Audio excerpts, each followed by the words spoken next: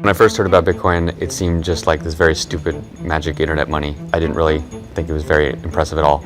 And I kept reading, and within a couple hours, I became absolutely hooked. Was skeptical at first, didn't think it could possibly work, but have the skills to actually go in and look at it and convince myself that technically it was correct, that it could actually work. It was just an experiment to begin with, but I could see the potential with it. It's a fundamental innovation. That's how I think of it. Bitcoin is the most important invention, at least since the internet. Ask yourself, which is more important in your life, money or email? And I think most people will say money, so this is bigger than email. It's just incredibly novel and interesting solution to problems.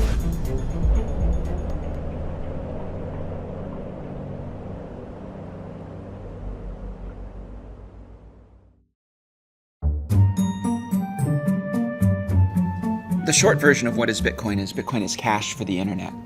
So it's a new kind of money, and it's also a payment network that runs over the internet. There's a piece of digital information that you can hold that has value. And as long as nobody else knows that information, that value belongs to you.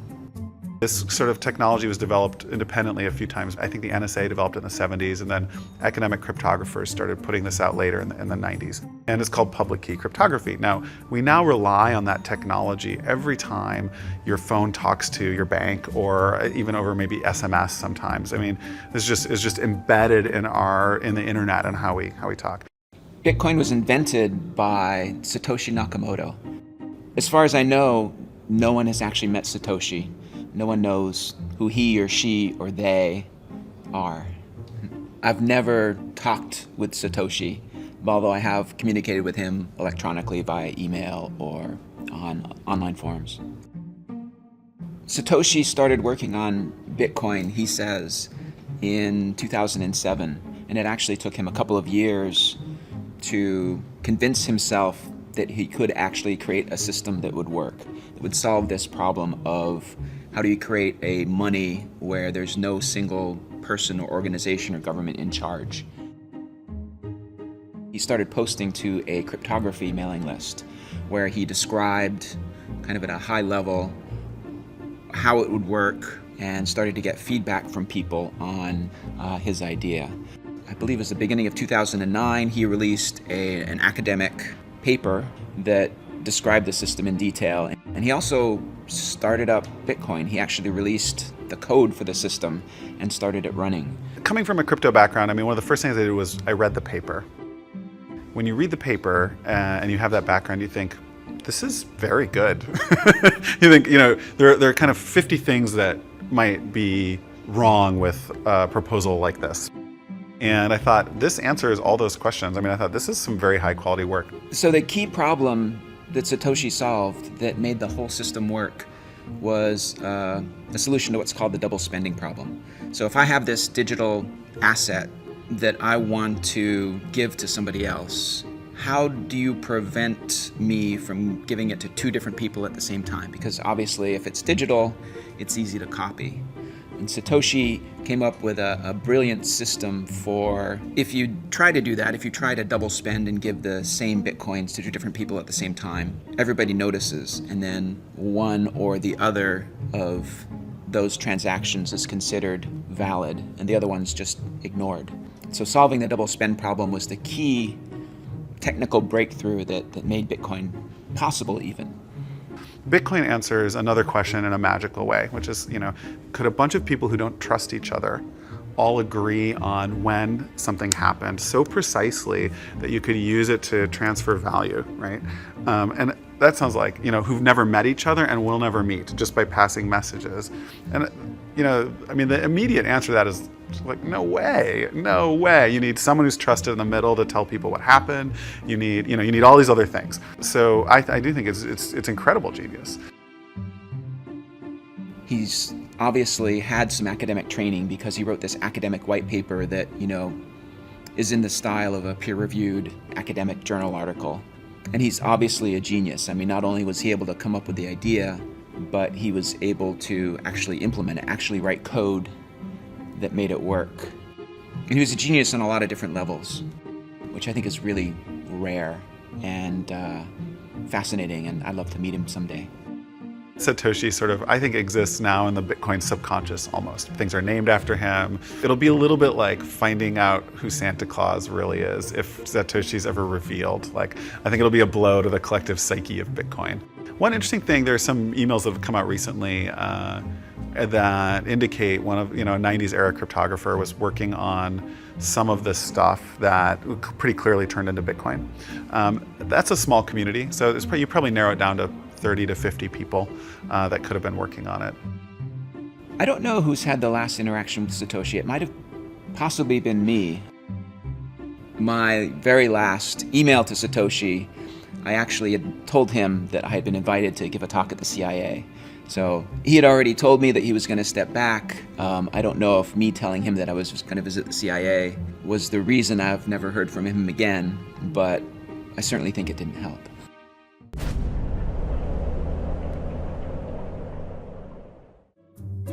Satoshi brilliantly designed the incentives, so you don't need to pay anybody to, make sure that all transactions are valid, because they get paid by the system itself.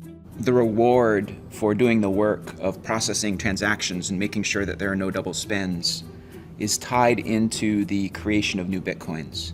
So the people who are being awarded new Bitcoins are the same people who are making sure that double spends don't happen.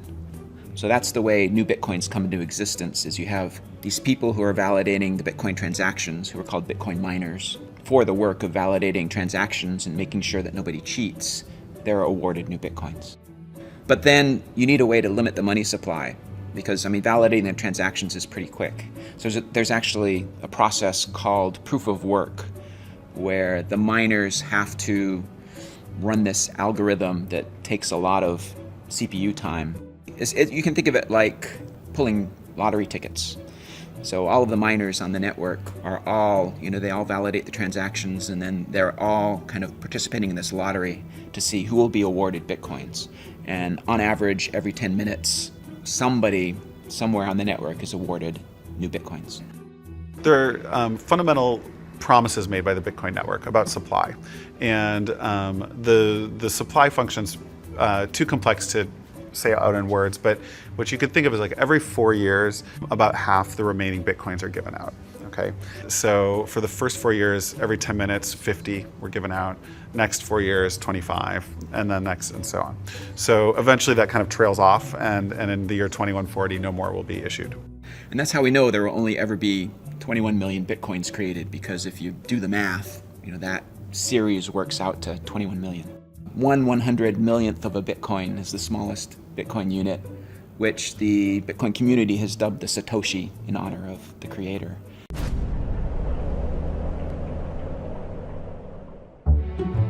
I got into it sort of the same way that a lot of the smart tech guys I know do, where they hear about it and it reminds them of something from like a science fiction novel that they read as a kid. Noch 10 Zentimeter und da hat sie aufgesetzt. Like, oh, that's cool, but it can't exist. And then you go and you read the white paper and you're like, that makes sense. And then you look at the source code and try to find how you can break it, and you can't, right? And and then you're like, this is a real thing now. And so I've been following it, and I sort of as a hobbyist was mining just on my computer when I wasn't using it for anything else. I'm not a Bitcoin miner. I actually have, in the past, created a few Bitcoins. I ran the Bitcoin software on my laptop computer way back in, May of 2010, when not too many people knew about Bitcoin, and it was actually possible to create Bitcoins on an ordinary laptop computer. But when I did the math, I found out that, I was paying more in electricity to create the Bitcoins than the Bitcoins were worth. And so it made more sense, if I wanted to have some Bitcoins, to just buy them from somebody else, maybe somebody who lived in a place that had less expensive electricity than me. Okay, so there's a lot of altruism in the system. Very, very first miners wanted to help.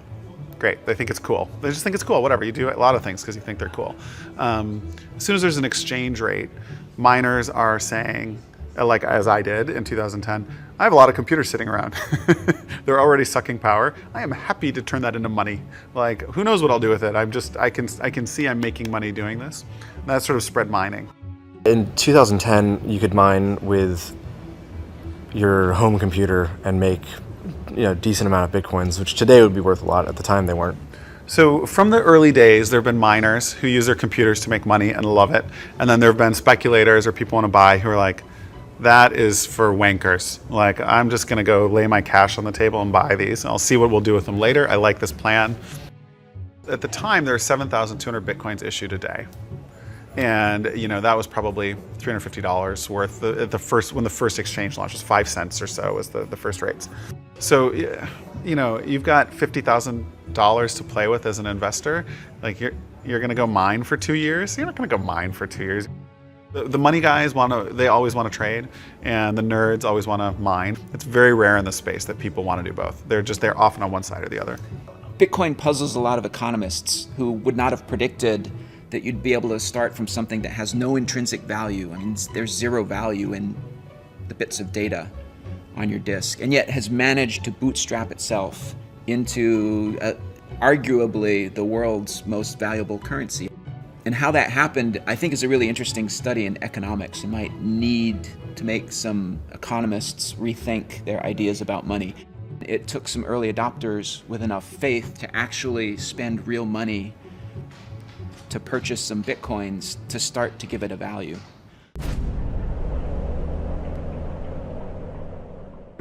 The earliest adopters, at least that I knew of, who wanted Bitcoin were people who wanted something that was completely democratized, it was completely decentralized. They wanted something that was anonymous. They wanted something that was completely outside spending in the warfare welfare state. The early adopters of Bitcoin were really attracted to it as a very hard money. I mean, Bitcoin has a fixed money supply, which appeals to a lot of people who believe that central banks creating money whenever they feel like it is a really bad idea. So I think you saw a lot of early adopters that were really attracted to Bitcoin for economic reasons. If you're non-technical and you're interested in Bitcoin, you don't like Ben Bernanke, you are worried about inflation, hyperinflation, you find fiat currency of all sorts suspect, these are the folks that are non-technical that come first. So there are really three factors that drive interest in Bitcoin. The first is its decentralized nature. The second is its anonymity, or really pseudonymity. And the third thing is its zero transaction costs. And what's interesting is that different people have been attracted to Bitcoin at different points in time by different elements of those three characteristics. So the first early adopters of Bitcoin were attracted to its decentralized nature. And so there was a lot of people who had a political motivation behind it. They might have been libertarians, they didn't like the idea of a central governing body of their currency. And that was, and that kind of passion that was driven by some of these ideological grounds is what's necessary to get something from nothing to that first step, just to get a few people involved and to have some value created. First of all, people don't think about where the dollar comes from, what spending that dollar means, and they don't think about taxation. So any of those things tend to be outside people's normal. Why would you think about that when you're buying the bag of potato chips? There's no reason to. But if you're philosophically aware of these things, how we create empire and how the U.S. is able to occupy so many, how can it afford financially to occupy so many countries, then you start thinking, how am I participating in this system? And that's by spending the Federal Reserve note. So for a lot of people, for them, it's about living their values. They want to use a peace dollar, and for them, the Bitcoin is working. Then you had a second set of people who were interested in the anonymity. And in large part because they might have been doing something online that they didn't want to be associated with. They might, some sort of illegal activity. They might have been selling guns, they might have been selling drugs, they might just have been online gambling. It's absolutely absurd for any government to tell someone what they can do with their own money if they're not harming anyone. The fact that the United States claims to be a free country that respects the rights of individuals, and yet a full-grown adult cannot wager his own money on his own game that he chooses is a terrible hypocrisy. Not to mention the fact that the state runs various lotteries, which have far worse odds than most casinos, and market themselves, in fact, to the very poorest and least able to understand the problems of gambling. So while the state does this institutionally, they also throw private people in prison for running games with better odds, and better customer service, and it's one of many problems that we have with the government in the U.S. and in other countries. You know, Bitcoin has been widely used by a website called Silk Road, which allows pretty much everything to be bought and sold. Some of the products on there are made illegal by various governments, yet it trades on there. You know, I don't do drugs, I don't even drink caffeine or alcohol, so it's just nothing that personally I'm interested in. But what I am interested in is looking at the ability of the market to solve these problems, because these particular market actors, they were excluded from traditional banking systems, and Silk Road and Bitcoin have provided a solution to that. But we see other market actors which have also been excluded for different reasons. For example, WikiLeaks, they're engaged in political speech, and the banks and MasterCard, they've terminated service. We have the IRS targeting political opponents for political speech. And people wonder why they might want to have anonymity. It's very difficult to exercise your speech if you don't have the ability to transact. And so what we're seeing with Bitcoin is money has literally become speech. There are lots of people interested in Bitcoin for different reasons, and they have lots of different opinions on different things, and they argue with each other all the time. And yes, some people believe that things like Silk Road are terrible for Bitcoin. Other people think that that's the killer app, and that's why it has all of its value in the first place. Bitcoin needs to be understood as a tool, and a useful tool is used by everyone who finds it useful. So just as bad people use the cell phone in the car, bad people are going to use Bitcoin, and people shouldn't fear that or worry about that.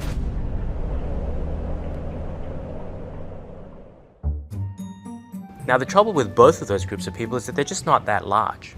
There aren't that many people who are passionate enough about their politics that they will adopt a new currency. And there aren't that many people breaking the law, in wholesale ways. But it's this transition to the third characteristic that's really interesting, because zero transaction cost has an appeal to everybody. Everybody would like to save money on transaction costs. It just takes costs out of the system. And because of that, it has much, much broader appeal.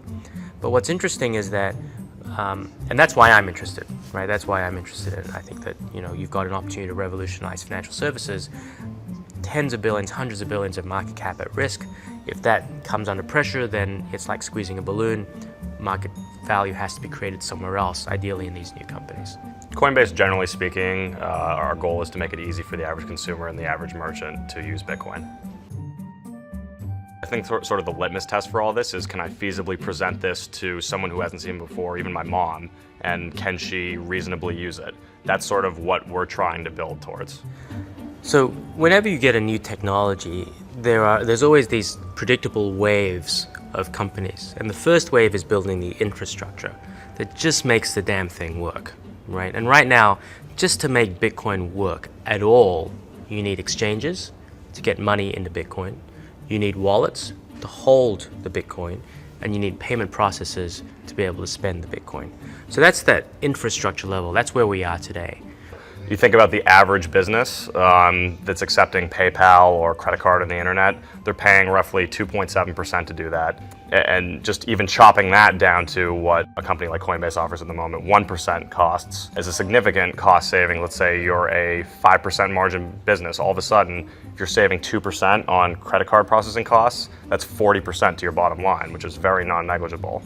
Add in other things like a case like microtransactions, where maybe there's a prohibitive 20-cent base fee on a credit card. All of a sudden, you can now have a business model where it's pay 5 cents to read the rest of this article. So the biggest opportunity that I see right now is microtransactions. So if I want to pay somebody 5 cents online today, it's not possible. Because in a card not present transaction, if I'm trying to use my credit card, which I'm inevitably doing online, there's no other way, I can't pay cash, can't jam it into the computer, there's a minimum of a 30% charge plus 2% of the transaction. So if I'm trying to charge you 5 cents and it's going to cost me 30 cents to do it, I can't do it. So if you remember the earthquake in Haiti a little while ago, Red Cross had this great campaign, you could text to send $1. That was a one-off thing. You haven't seen that again. And the reason was because in that one instance, everybody waived their fees. But in general, you have the same problem. If you want to send somebody $1, donate $1 to a charity, 30-something cents of that is going to go just to the payment processing, which means only 70% of your donation actually goes to the charity that you intended to give it to. That's not a very good way to do things. With Bitcoin, because the transaction costs go to zero because there are no minimums. You can have people giving $1, $2, 25 cents, and all of that money will go to the charity. So there are lots of these use cases that can become these vertical applications that sit on top of the infrastructure, and that's how new technologies emerge in financial services.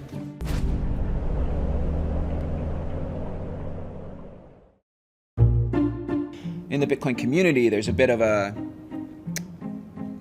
tension between people who pine for the good old days of Bitcoin kind of being the bad boy of currency to people who think that we need to grow up and engage with regulators and banks and the traditional finance system more. Bitcoin definitely needs to shy away and move away from a lot of the original use cases that I think the media likes to tout, i.e. drugs or whatever else it may be. And for it to really flourish, the average sort of business needs to realize the great payment efficiencies that Bitcoin can bring. And ultimately, when a day of reckoning comes in Washington, where somebody has done something bad with Bitcoin, I think it's going to be our job as a community to sort of pull on this pool of goodwill that's been built in all these businesses who are now saving, say, 2% on their bottom line, maybe in a much larger percentage as a percentage of their net profit, and say, hey, we need Bitcoin to survive. This is actually creating real economic good. So I think for Bitcoin to become really big and for venture capitalists to start to invest, we have to believe that companies are going to embrace the regulation and accept it and comply with it. That's going to mean that anonymity is going to have to go, at least for transactions over a certain size, and that there's likely to be some level of centralization, or at least these trusted counterparties are emerging. So I know we have a very strong libertarian base in the Bitcoin community right now, and they're very ideologically driven. But as VCs come in and invest and bigger companies grow up, you're going to see that fade. And I think that's good because, it's not an accessible worldview for most people. And it's really not the most transformative part. The most transformative part of Bitcoin is the economic liberty it gives to people around the world. VCs are not the only source of capital, especially in the Bitcoin market.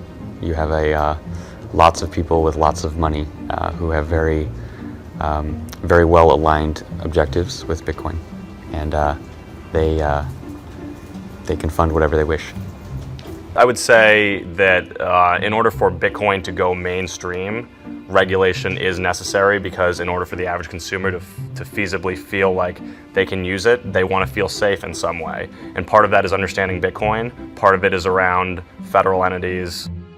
Not necessarily that Bitcoin needs a federal entity to become legitimate, but it certainly provides that sort of additional stamp of approval that would get people more comfortable with it. In America, you gotta live by American regulation, or whatever jurisdiction you happen to live in. And so what we're seeing is a set of entrepreneurs who are just saying, well, look, if those are the ground rules, then we will comply with them because the opportunity that we create by compliance is sufficiently big that the costs of compliance are worth it. And we're not actually giving up that much. Because you know what? If you guys over at FinCEN want to stop money laundering, you know what? I'm not going to make money out of money laundering. That's not my objective. I want to make money out of a whole set of legitimate use cases which are far, far bigger. And so in each case, if you can understand the objective of the regulator and you can then comply, there may be some additional costs involved, there may be some additional time involved, but it allows you to go after a much, much bigger market. Anything that has to do with money, the United States government is going to try to regulate it. You can't ask a lion not to tear up its prey. That's what the United States government does to the consumer, to the citizen, to the human being, is, literally steal and tear from it. So it's inevitable that, they're going to try to regulate Bitcoin. I think it is false to believe that the winners in the Bitcoin economy are going to be based in America. And the reason is that America has one of the most oppressive financial regulatory schemes of much of the world. And so trying to run a financial company when other people can move their businesses to more hospitable jurisdictions, and because Bitcoin works all over the world, so a company can set up anywhere and service its customers in any other part of the world, a company would be hamstringing itself to set up in the US. Now, indeed, a lot of them do and are, because it's easier to raise venture capital in the beginning stages. But those companies are going to run into heavy problems when the government starts to realize that Bitcoin is actually an existential threat to its own money, and it's not going to put up with people in its own borders, perpetuating that. I tend to be on the side of the people who think that we need to engage, with banks and regulators and traditional systems. Maybe I'm a little more conservative. I think there's a lot we can learn from kind of the traditional money system. I think there's a lot they can learn from us also. But there's hundreds of years of experience of banks keeping people's money safe, and I think that's really important for Bitcoin. Consumers will be able to go to a business and say like, yep, okay, it's like accredited by a Bitcoin Foundation, like it matches certain like standards for our industry, and yes, their licenses are in order, and therefore I don't worry about Homeland Security seizing all the funds in these accounts. Like, I'm happy. So consumers will like that. Most consumers, not old-time crypto anarchists, they will hate that and they'll do their own thing, and that's totally fine. But the vast bulk of people who use these businesses will benefit from that. The community that has brought Bitcoin from nothing to where it is today has a different set of ideals than the people who are starting to come into Bitcoin now and saying, well, to take it to the mainstream, this is what's going to be needed. And so you're seeing some clash of ideas and some clash of ideals.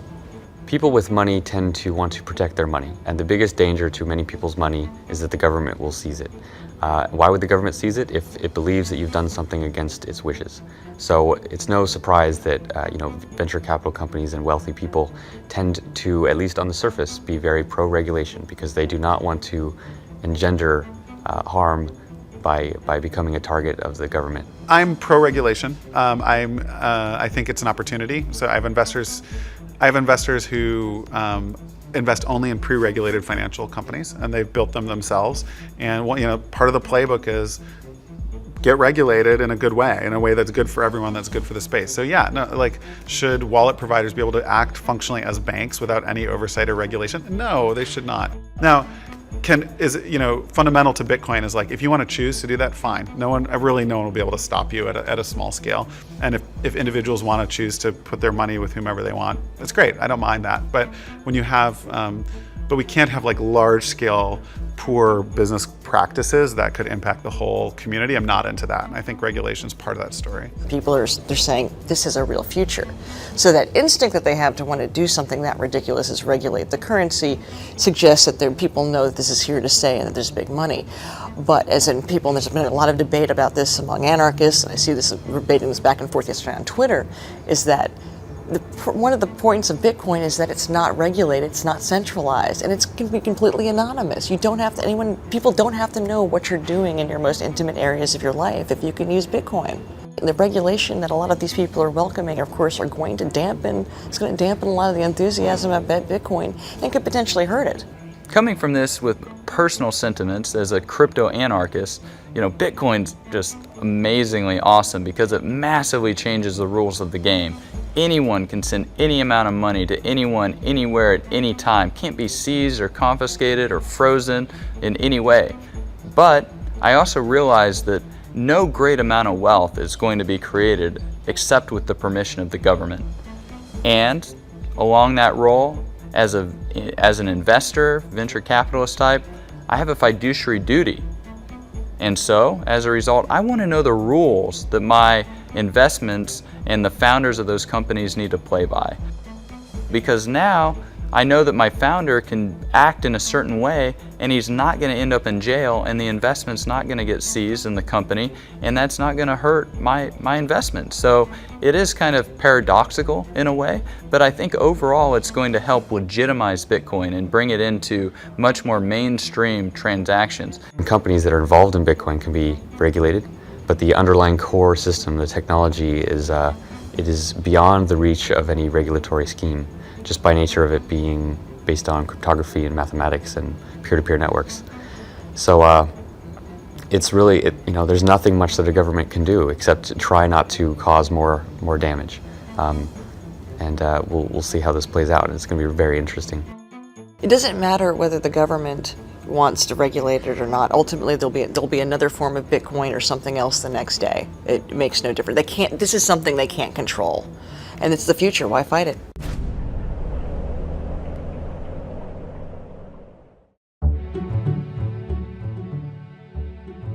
There are a lot of different ways Bitcoin could succeed.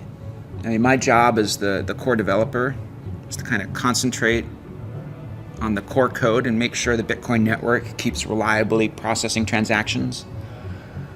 And then to kind of be agnostic about how Bitcoin succeeds. In 10 years, Bitcoin is likely to be gone simply because most things that are new tend to fail.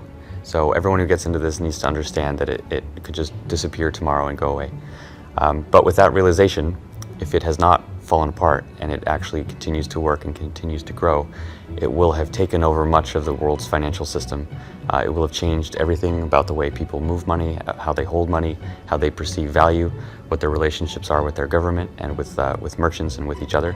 There's going to be amazing new ways that people use money that people can't even imagine now, just as when the internet came out, people couldn't imagine all the different things that people do. So it would be foolish to try to predict exactly what will happen, other than to say it will be very, very intense shift. And when people realize what happened over the course of so small a time, they'll look back and realize, wow, like that should have all been very obvious. I think it is the protocol for money on the internet. So in 20 years, when computers trade value with each other for whatever reason, they'll use Bitcoin or its successor to do that.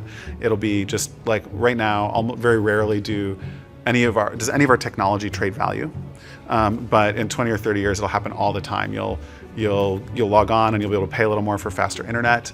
There's just 100 ways that computers will be transmitting value to each other all the time. So and they'll use Bitcoin for that. If it does take off, I suspect that it will become invisible to consumers.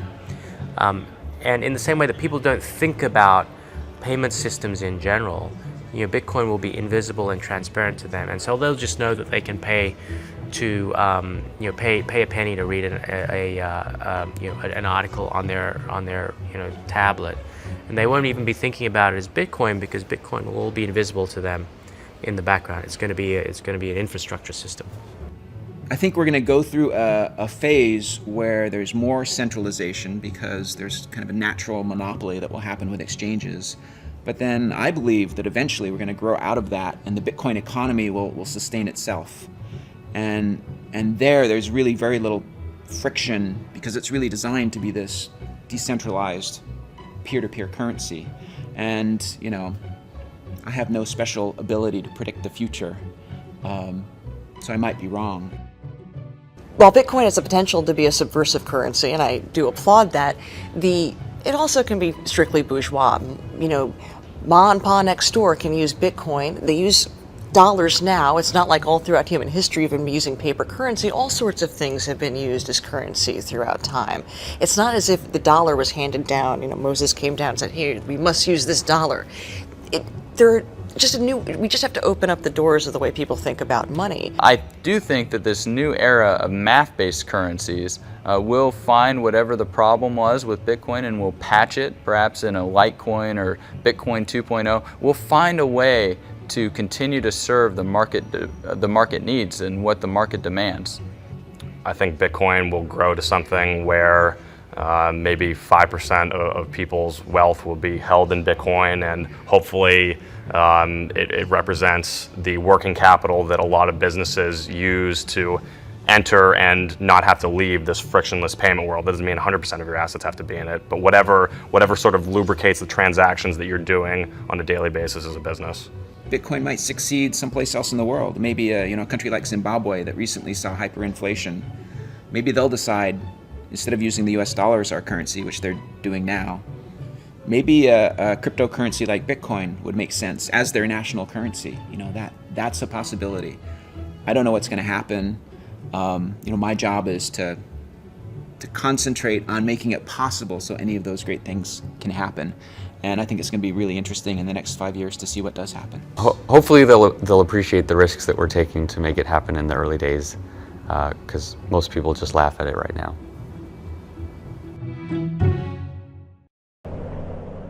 Camera, right? Okay. Gavin, you won't look at the camera. Okay. There you go. Yeah, we're in AA leagues. Yeah. I call myself an anarchist if I'm forced to put a label on it. I just don't find it's entirely helpful in communicating some of these ideas to normal people. Yeah, I think America reached its peak probably in 2000, and it's been in decline since then. the guy used his credit card to order pizza to be delivered to the first guy. So that's the first publicly known transaction where some actual good other than money was involved.